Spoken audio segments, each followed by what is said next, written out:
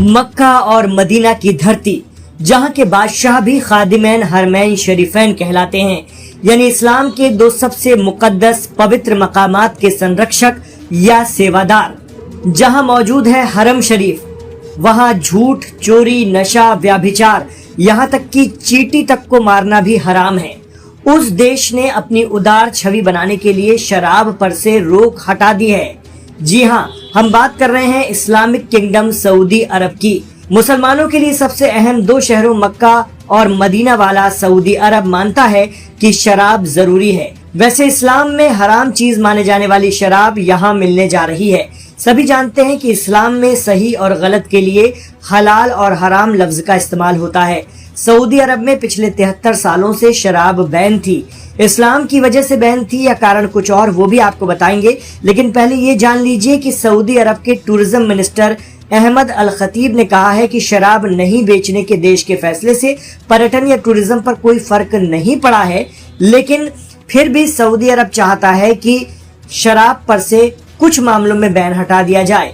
दुनिया भर के मुसलमान सऊदी अरब को बहुत ही अकीदत की नजर से देखते हैं। इसकी वजह है ये देश इस्लाम के आखिरी पैगंबर हजरत मोहम्मद सल्लल्लाहु अलैहि वसल्लम की जन्म स्थली भी रही है और यहीं से इस्लाम पूरी दुनिया में फैला।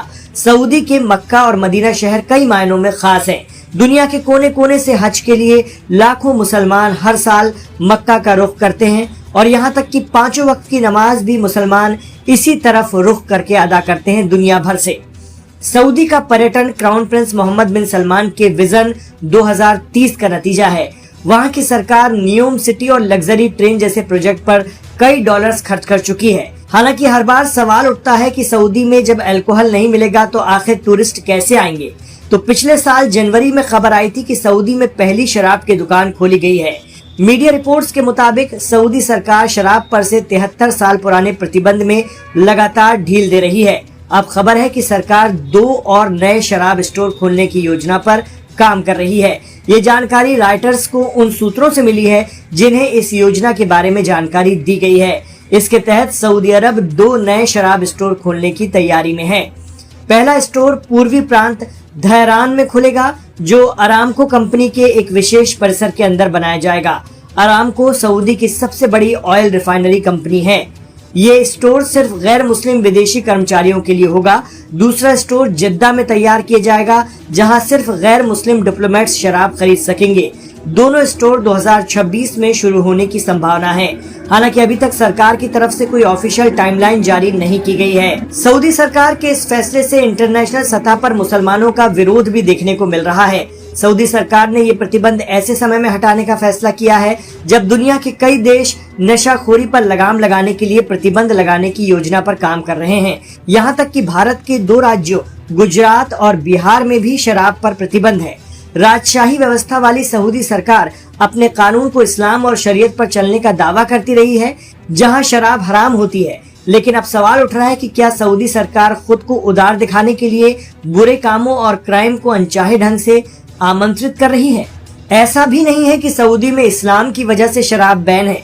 कुछ मीडिया रिपोर्ट्स इसके पीछे 72 साल पहले हुए एक वाकये को असली वजह बताती हैं। कहा जाता है कि साल 1951 में जद्दा में एक पार्टी हुई थी और इस पार्टी में कई देशों के डिप्लोमेट्स भी शामिल हुए थे। रिपोर्ट के मुताबिक इस पार्टी में शाही खानदान के एक मेंबर ने शराब के नशे में धुत होकर एक ब्रिटिश डिप्लोमेट को गोली मार दी थी और कत्ल कर दिया था। बताया जाता है कि किंग अब्दुल अजीज के बेटे प्रिंस मिशारी बिन अब्दुल अजीज अल सऊद नशे में इतना धुत हो गए थे कि उन्होंने ब्रिटिश डिप्लोमेट सिरिल उस्मान का गोली मारकर कत्ल कर दिया था।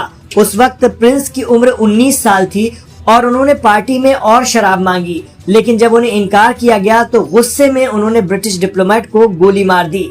इसके लिए प्रिंस को कत्ल का मुजरिम पाया गया और उन्हें पूरी जिंदगी जेल में बितानी पड़ी थी। इसलिए 1952 में सऊदी अरब में शराब पर पूरी तरह से बैन लग गया। आप शराब पी नहीं सकते, शराब रख भी नहीं सकते।